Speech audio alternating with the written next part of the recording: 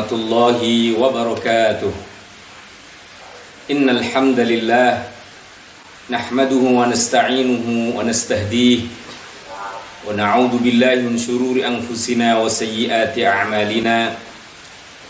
Allahumma shalli ala sayyidina maulana Muhammad wa ala alihi wa ashabihi wa tabi'ina ajma'in. Amma ba'du. Subhanaka la ilma lana illa ma 'allamtana innaka antal alimul hakim. Allahumma 'allimna ma yanfa'una wanfa'na bima 'allamtana wa aslih lana sya'nana ya arhamar rahimin. Muslimin dan muslimat, Bapak, Ibu, saudara-saudara sekalian, para wali santri dan segenap anak-anakku santri pesantren Tahfidz Al-Kaukab yang semoga senantiasa dirahmati dan diberkahi oleh Allah Ta'ala. Pada kesempatan pertemuan kita hari yang insya Allah ke-26 daripada bulan Ramadan yang agung ini, tentu kita akan masih melanjut dan meneruskan ta'lim rutin harian kita dalam panduan kitab Al-Fiqhul Islami wa Adillatuh. Mari selalu dan kita akan membuka ta'lim dan kajian kita dengan membaca basmalah. Bismillahirrahmanirrahim. Muslimin dan muslimat yang berbahagia, pada perjumpaan kali ini kita masih meneruskan tentang bab orang-orang muslim yang diperbolehkan secara syariah meninggalkan puasa wajibnya. Kita sudah bahas 4 orang diantaranya, yaitu musafir, kemudian marid, kemudian hamil, murdi, yang kita sudah jelaskan dengan segala ketentuan dan syarat masing-masing. Kita akan melanjutkan untuk pertemuan kali ini, yaitu yang kelima dan keenam insyaallah sebagai bagian orang-orang yang dibolehkan secara syariah meninggalkan puasanya, dan ini bab insyaallah yang terakhir dalam pertemuan kita kali ini. Bismillahirrahmanirrahim. Wa khamisan, yang kelima, orang yang dibolehkan meninggalkan kewajiban puasa itu adalah al-haramu, yaitu orang yang telah usia lanjut, orang yang sudah sangat sepuh, yang sudah sangat tua. Di sini dijelaskan ya juzu ijma'an, boleh secara ijma', secara kesepakatan para ulama, tidak ada perbedaan. Al-fitru lisyaikhil fani, berbuka atau meninggalkan puasa bagi orang yang kakek-kakek yang sudah memang bahasa kita mungkin tua rental, tua yang sudah fisiknya memang lemah. Wal ajuzil faniyah, dan juga perempuan atau nenek-nenek yang memang sudah renta secara usianya, sudah usia lanjut. Al-ajizaini, yang dua-duanya baik yang laki-laki maupun yang perempuan tadi ajiz itu tidak kuat atau tidak mampu anis saumi, melakukan ibadah puasa. Fi jami'i fusulis sanati, diperbolehkannya itu dalam kurun sepanjang tahun. Ya, setiap kali Ramadan kalau dia memang sudah usianya renta, yang sudah lemah, maka diperbolehkan baginya meninggalkan puasa. Wala qada'a alaihima, dan tidak wajib membayar puasa baginya pada hari-hari yang lain. Bagaimana dia mau membayar? Kondisinya memang lemah, dan ini ibaratnya penyakit-penyakit tua. Jadi memang tidak ada lagi harapan untuk sembuh dan menjadi muda lagi kan tidak ada. Jadi memang faktornya karena tua, sehingga karena ketuaan mereka, karena kelemahan fisiknya itulah diperbolehkan baginya meninggalkan puasa. Kenapa? Li'adamil qudrati, karena sudah tidak adanya kemampuan baginya. Orang kalau tidak ada kemampuan sama sekali, disinilah syariah kemudian membolehkan meninggalkan kewajiban, tentu nanti dengan syaratnya apa. Kalau misalnya dalam konteks puasa ini dijelaskan di sini, wa alaihima an kulli yaumin fidyatu ta'ami miskinin. Tetapi wajib bagi keduanya, kakek-kakek maupun nenek-nenek yang sudah tua renta, yang fisiknya sudah lemah itu tadi, mengganti puasanya dengan membayar fidyah, membayar semacam denda, di mana dia meninggalkan kewajiban puasa itu, dan fidyah ini kemudian berupa memberi makan seorang miskin dalam satu hari. Jadi memberi makan orang-orang miskin, orang yang tidak mampu dalam kurun satu hari. Ya, tinggal kita bisa jabarkan berapa kira-kira satu hari untuk memberi makan miskin. Mungkin sekitar 40 sampai 50-an ribu lah nilainya. Wa tustahabbul fidyatu faqad 'indal malikiyah. Ini bagi pandangan Maliki memang disunahkan fidyah itu. Kewajiban ini kalau misalnya dia tidak mampu membayar fidyah, sekalipun tidak dosa menurut Imam Maliki, karena hukumnya sunnah saja. Meskipun menurut jumhur berkewajiban membayar dengan mengganti fidyah.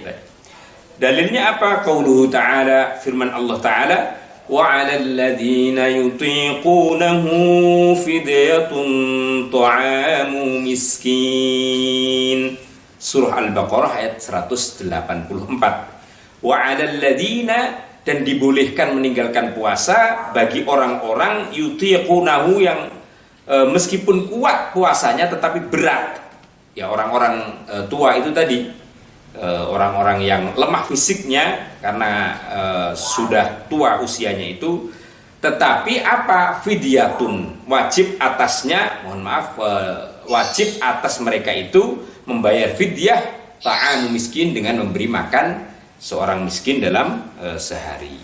Maka bahkan sahabat Ibnu Abbas radhiyallahu anhu, seorang mufassir yang sangat kenamaan dari kalangan sahabat, menyatakan hadhil ayah laisat bimansukhoh, ayat ini tidak dimansuh, meskipun sebagian ulama ada yang menyatakan mansuh dengan beberapa pandangan di dalamnya, maksudnya tidak dihapus.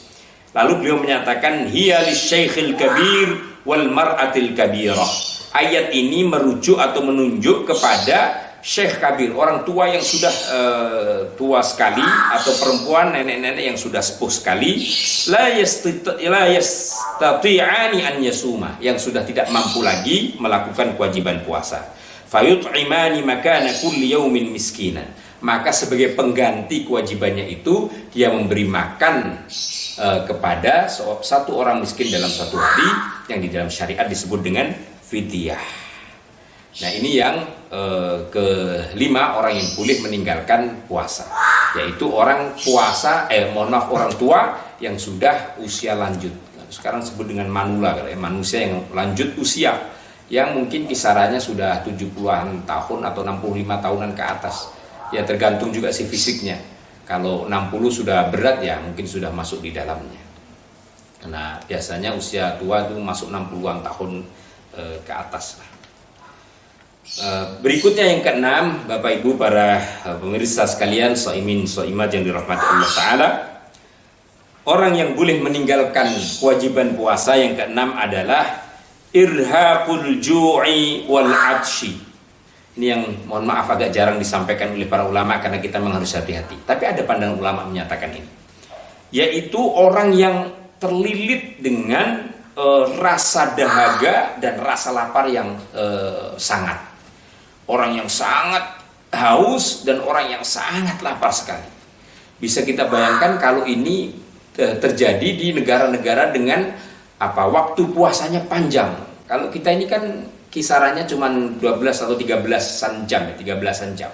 Di beberapa negara itu bisa sampai 17, bahkan ada yang sampai 19 jam. Bisa dibayangkan karena malamnya cuma sedikit, sehingga sangat berpotensi tingkat kehausan dan kelaparan itu beda dengan kita-kita yang ada di Indonesia ini.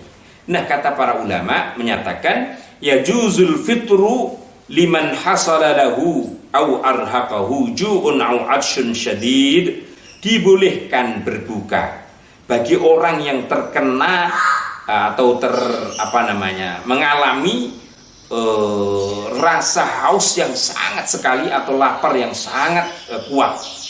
Yukhafu minhul halak, yang dikhawatirkan terjadi kerusakan terhadap dirinya. Au nuqsanil aqli, atau berkurangnya kesadarannya. Tahu-tahu saking menahan lapar dan hausnya lalu kemudian pingsan, kan bahaya.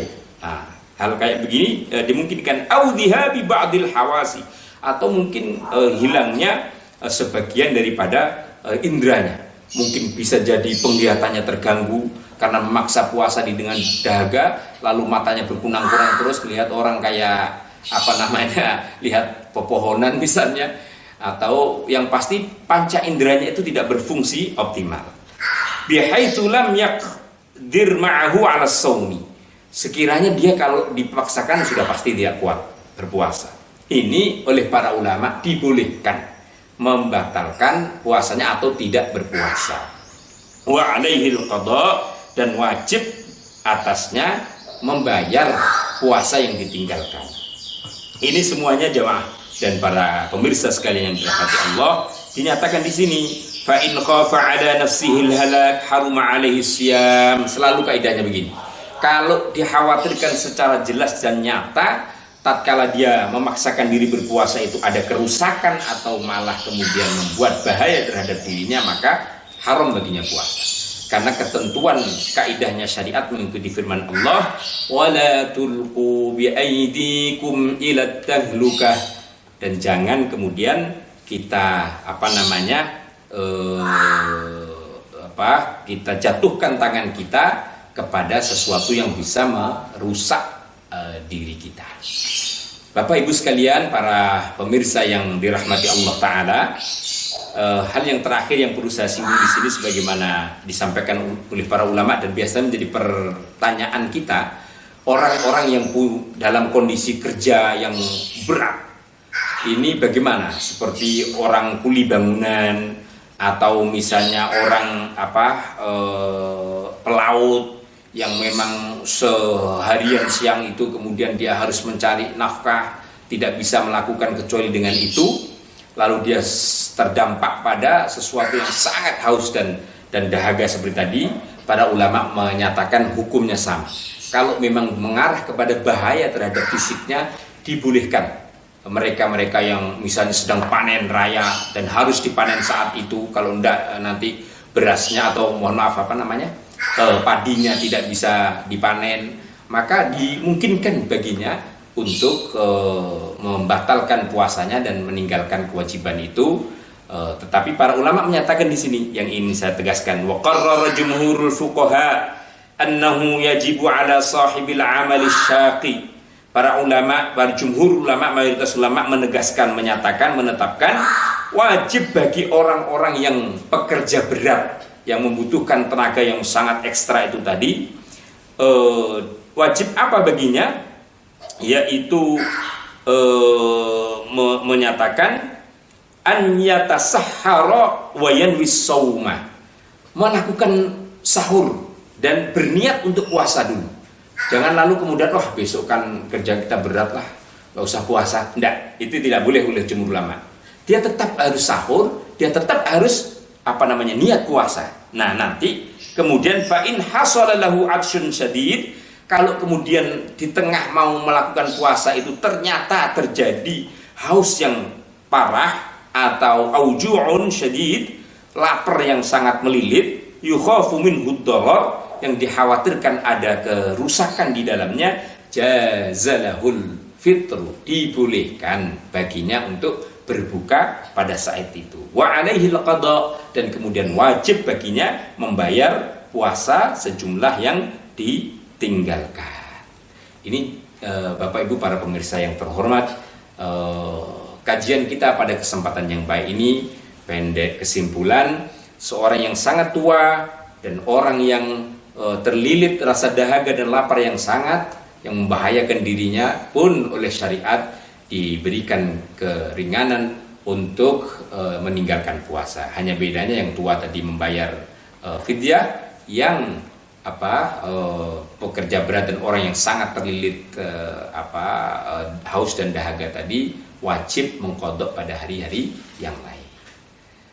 Semoga bermanfaat dan mengantarkan hikmah kepada kita semua. Subhanakallahumma wa bihamdika asyhadu an la ilaha illa anta astaghfiruka wa atubu ilaik. Wassalamualaikum warahmatullahi wabarakatuh.